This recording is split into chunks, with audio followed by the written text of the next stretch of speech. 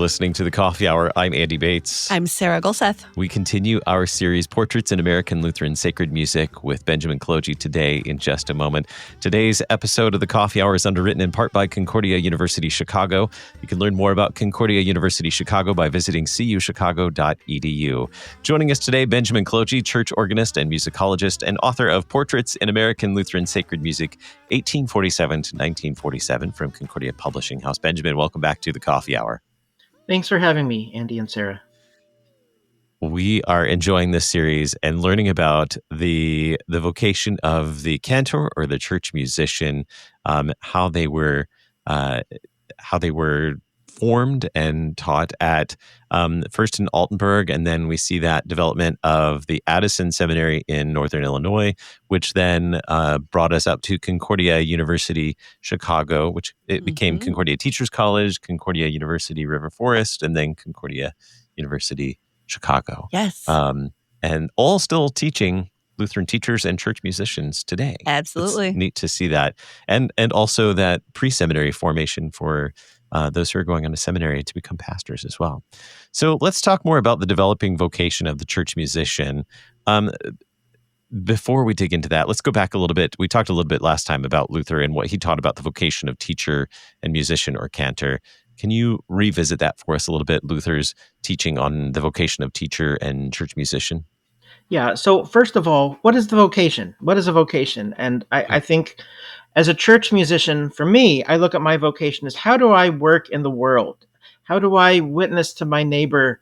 And I mean, it might be my profession. Yes, that's true. But I don't think vocation and profession are necessarily the same thing. Our vocation, how are we conduits of Christ's love? How are we witnesses? You know, this can be our profession, but it goes much beyond. And I think church musicians, there's no time in their life when they're not church musicians. I mean, just like pastors too. You know, there's no time where they're not pastors, and their vocation is lived. And so, going back to the question about Luther, remember what Luther said. He said, "A schoolmaster must be able to sing, otherwise I will not look at him." So this is pretty important. It's like a job description. If you're a teacher, you need to have facility in music. And of course, this implies a lot, which we know elsewhere through Lutheran history. This means they had to be keyboardists. They had to, in many cases, be composers themselves. They had to be able to sing, of course. And so that's one reason why we have such a great sacred music tradition in the Lutheran Church, because Luther encouraged that himself. So he kind of sets the job description for the teacher, and it must involve singing and music. What was it about the culture maybe in the Lutheran Church that made music such a high priority? I mean, I know this because I grew up in the Lutheran Church. I grew up around Lutheran Church music, and yet as we're talking, the immensity of it, if that's a word, is really I'm realizing how important this was. But what was it about Lutheran culture or religious culture at the time of Luther that made this such an important thing for music to be a high priority in education? Yeah, and I think entire books have been written about that question. It's a very salient question, and it's a great one. And I'm not sure how to answer that other than to say, this isn't an answer, but this is kind of a more description of your question. When the immigrants came over in 1838, 39, there was a number of ships, of course. And on one of the ships, the smallest one, the Amelia, as it was called, they had a whole set of wind instruments. They had hymnals, sheet music, pianos, and even an organ that they had commissioned in Dresden. They paid $300 for it. Don't ask me how I know that. This is total useless information. But the point is, they commissioned an organ, a brand new organ that they were going to ship over because music was so important to them. And very sadly, the Amelia sank off the coast of France, didn't make it. There was great loss of life. It was a very sad situation. I detail it in the book. In fact, these early settlers were naming their children Amelia. I find several references of that in these early years. It meant that the loss of that ship meant so much to them. The loss of life was the most important thing, but these instruments of culture that they brought over to continue their great worship music tradition was lost. But that shows you that they intended to continue this, and they did in the founding of the Addison Seminary. And I want to read this quotation from Friedrich Lochner. He was a founder of the LCMS. He wrote this in 1872. He wrote this in the Schulblatt, which is the journal for Addison Seminary. And I'm going to quote here. It's a really great quote. He says, "Why shouldn't the parish school teacher be the most suitable person for the office of organist in most cases? Not only is he himself a member of the church community, and not only are the offices of the church, of the school teacher and the church organist, branches of one and the same tree, auxiliary offices of the sacred office of the word, both serving to make the word grow hither, but it is also a principal duty of the Christian school teacher to cultivate spiritual singing among the dear youth, and to promote congregational singing to the flock of children entrusted to him. In what better hands, therefore, could the instrument of the church be than in which a called servant of the church, in the most important of her branches, that the same, with sufficient talent and formation, is also a man after the heart of God, filled with the Spirit, who enlightens the church, heals it, and receives it with Jesus Christ in the right, unified faith, and who is a master of her praise and song." Unquote. I think this quotation from Lochner really shows the high vocation that they viewed the church musician and the teacher. The music was not an appendage to the liturgy, and teaching music was not an appendage to what a teacher did. It was integral to both things. So it's very important that it be taught faithfully and well and thoroughly. You mentioned Lochner. Tell us about Lochner. Who was this teacher? Yeah, he was a very interesting fellow. Many books have been written about him, but few in terms of his contribution to liturgy. He actually wrote a book, 1895, called Der Hauptgottesdienst, which was basically an explication of the divine service. He did so much, but he was for many years at Trinity, Milwaukee, the great church that burned a few years ago and is being marvelously restored now. It's very interesting. I go through this story in my book. He had a church musician named Christian Dietz in the 1850s at Trinity, Milwaukee. And this is about the time Walter had decided in a few years before that Trinity St. Louis would sing not only the pure Lutheran hymns, but they would sing them to the proper rhythm. That is to say, the isometric, the rhythmic meters rather than the isometric. So we have "A mighty fortress is our God." That's called isometer, the same meter. "A mighty fortress is our God." That's the rhythmic version. So Walter promoted the singing of the rhythmic versions. And Lochner, I bring this up in context of Lochner because Lochner and his church musician, they just did the greatest thing in the 1850s at Trinity, Milwaukee. They decided that they were going to introduce this new way of singing, which of course is the original way of singing. This is how Luther composed his hymns that way. They were very rhythmic. But as with many congregations then as now, they weren't really into changing. They liked the way they did it. And so the pastor and musician had to be very clever. And they both introduced the new hymns, the old hymns, that is, the old way of singing, new to the congregation, in very devious ways. They would introduce one here and there, have the children sing a verse very slowly. It took years, and they were both very frustrated. But Lochner was very patient. He had the utmost pastoral spirit, and he worked so well with his church musician that eventually the whole congregation decided they were going to sing only the real hymns, the rhythmic way, because that was the Lutheran way of doing it. And Trinity Milwaukee was an exemplar of how to sing hymns throughout the 19th century and into the 20th century, arguably. And Lochner not only was into hymnody, but he was a great visual artist too. At the Concordia Historical Institute in St. Louis, I ran across a number of his watercolors of Trinity St. Louis, Trinity Milwaukee, random scenes of a guy floating in a balloon. I mean, it's just amazing. This Lochner was quite a multi-talented individual, and there's more to him in my book than I can possibly relate now, but he was just a wonderful character. We're talking with Benjamin Kolodziej, church organist and musicologist, on his new book, Portraits in American Lutheran Sacred Music, available now from CPH. We have more to talk about. We're going to take a quick break. You're listening to The Coffee Hour. I'm Sarah Gulseth. I'm Andy Bates.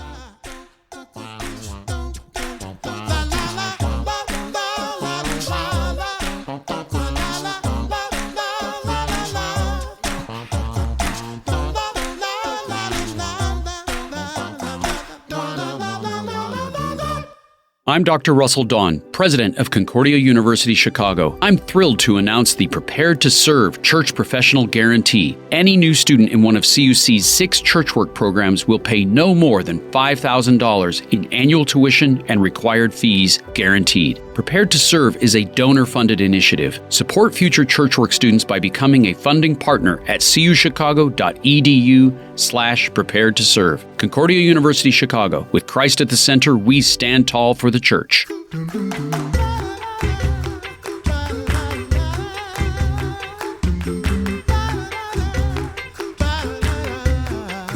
Welcome back to The Coffee Hour. I'm Sarah Gulseth. I'm Andy Bates. We're talking with Benjamin Kolodziej, church organist and musicologist, on his new book, Portraits in American Lutheran Sacred Music, 1847 to 1947, available from Concordia Publishing House.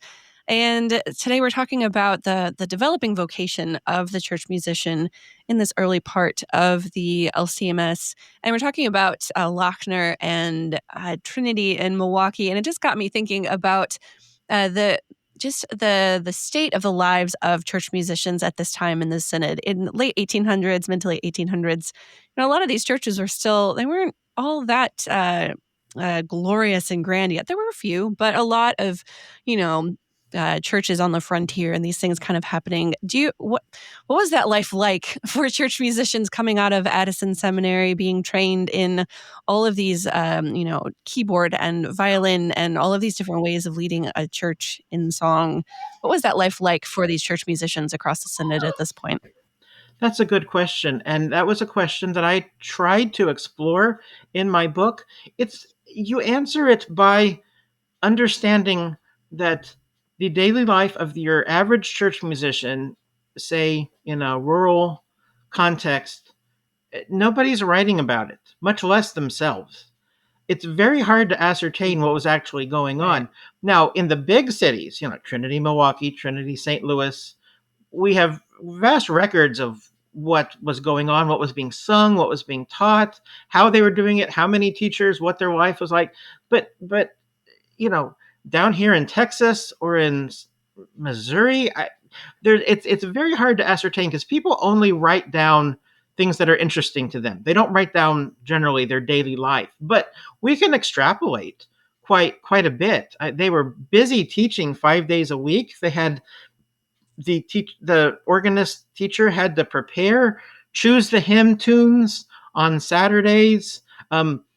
We haven't talked about this yet, but the organist also had to play not necessarily long. They were shortening through the centuries. Interludes between verses. They had to play preludes and postludes. They had to do all manner of musical preparation, which must have made their lives incredibly difficult. They were paid very poorly. Pastors were paid very poorly too. So, the teacher isn't making as much as the pastor is. And so they're both professions that they're not very lucrative. And it made me have great respect for the fellows, the men, because at this time it was the men, who made this choice to go to seminary at the Addison Seminary and become teachers. There was really very little glory and honor in it. It was like Bach wrote in his manuscript, Sola Deo Gloria. It was all to the glory of God. It was very few of them emerged. And one of the reasons for writing this book was to shed a little bit of light on some of these fellows, and perhaps to extrapolate what life was like for the many unnamed cantors, musicians that we just don't know about. That's a fascinating question.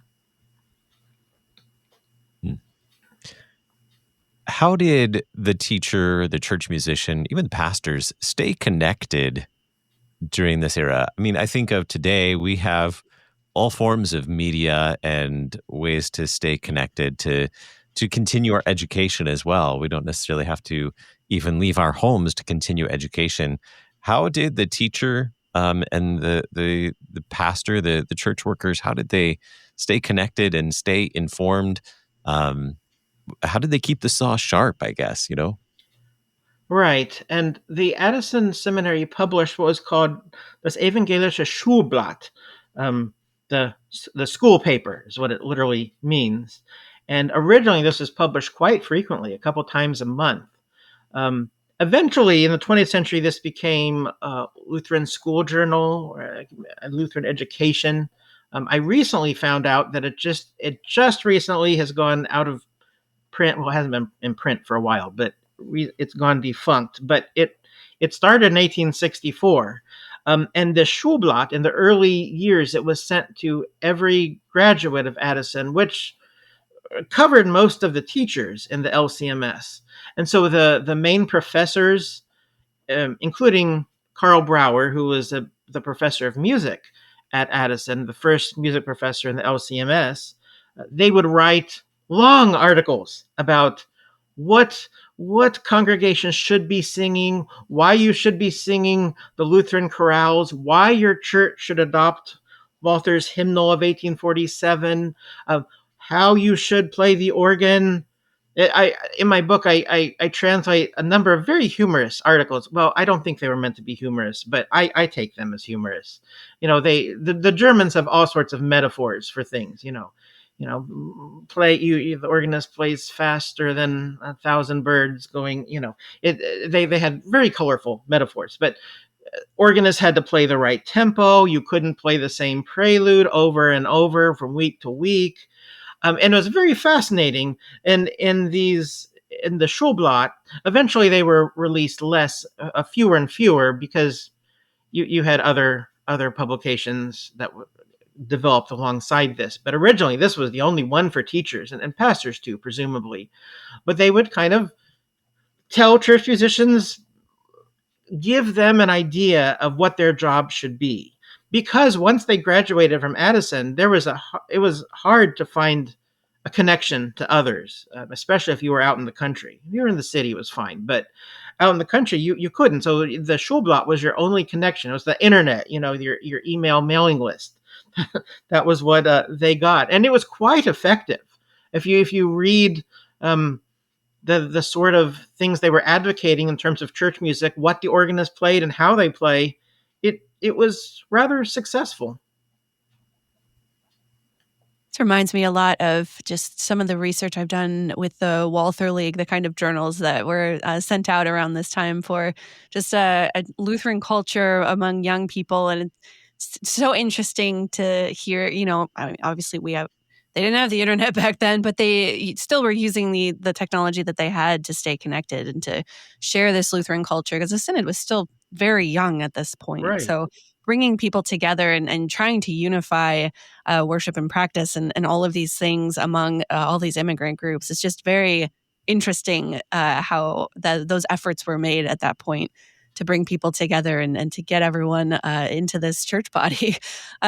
We have like conferences and continuing education nowadays. Did anything like that exist at that point? Or was it pretty much you graduate, you're in your parish and go to it? Yeah, and that's about it. Yeah. And in fact, I talk about in my book the idea of conferences that came up in the late 19th century, but it was just never practical. There was a couple, but what the Schulblatt did was suggested music you could play and where you could buy the music. That was as close of a connection as, because if you think about what do organists and musicians do in conferences? Well, they talk about the music they should buy and they get ideas from others. Well, there really wasn't that. There were not conferences. So the Schulblatt functioned as a conference. These other musicians are using this book, which you can buy on this street in Chicago, or you can buy from this music seller in St. Louis. Of course, good luck getting there. but the Schulblatt served that purpose as well, connecting. It was a connection of church musicians too. We've spoken quite a bit about the formation of teachers at Addison Seminary in Illinois, and we've referenced the professors there. Who were the professors at Addison Seminary, and how did they come to these positions? Yeah, so we talked about Karl Brauer, who was the first music professor in the LCMS. He was the first one there. He retired 1897, and a fellow by the name of Albert Keppel came. And I have a quotation. When Keppel was installed at Addison, it was just a few years before it moved to Chicago, remember. But when Keppel was installed, this is what the preacher said, quote, "How important, therefore, is every instruction in catechism, biblical history, as well as listening to the hymns of our Gesangbuch. For there the teacher brings the children to Jesus, leading them to the green pastures of the Word of God. And it is not an insignificant office to which you, dear brother, have been called. Above all, a teacher must take the office of church music in the right spirit. You should try to bring the students entrusted to you as far as possible so that they are not only able to accompany the congregational singing on the organ, but also to bring love for church music, and especially for the chorales of our church.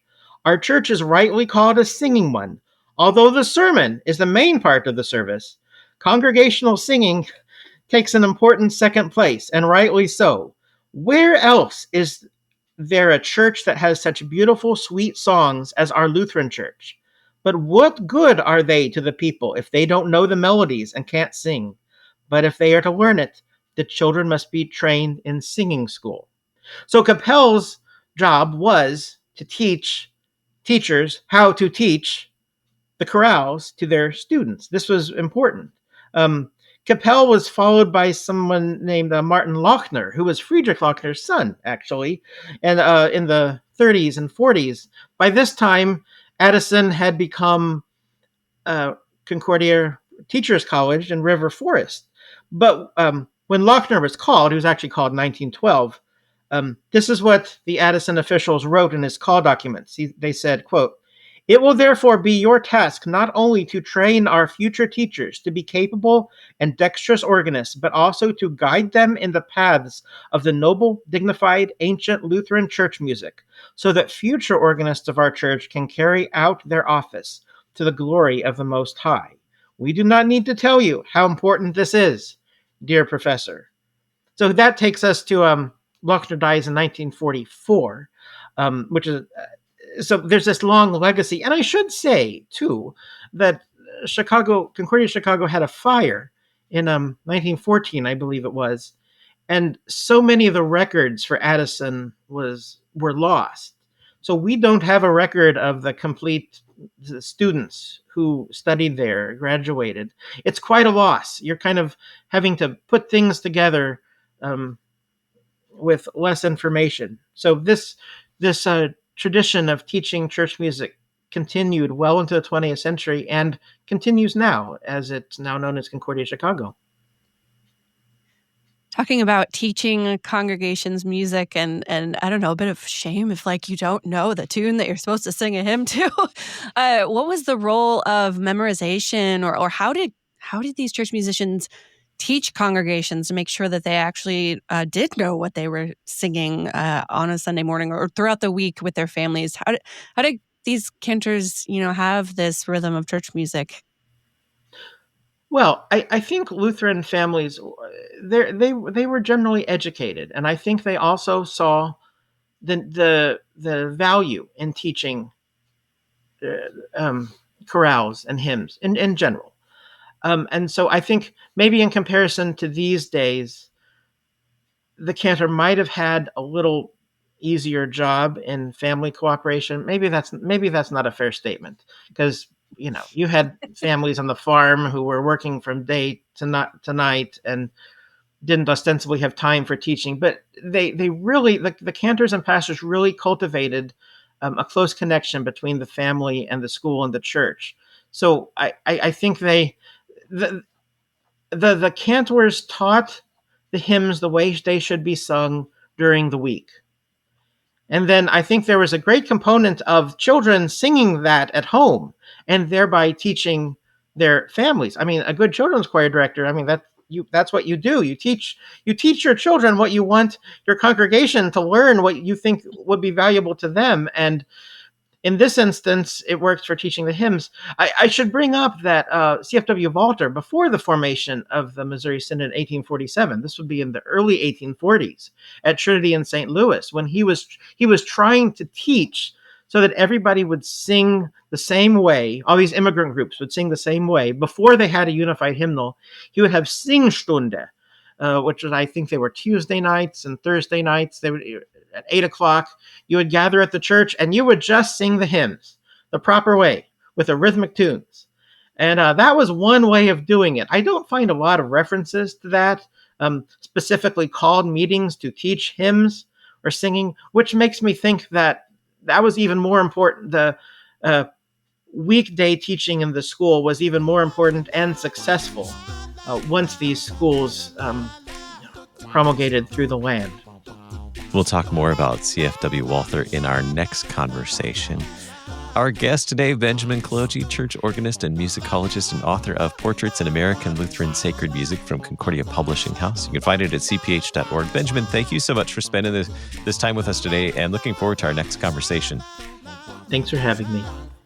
You've been listening to The Coffee Hour. I'm Andy Bates. I'm Sarah Golseth.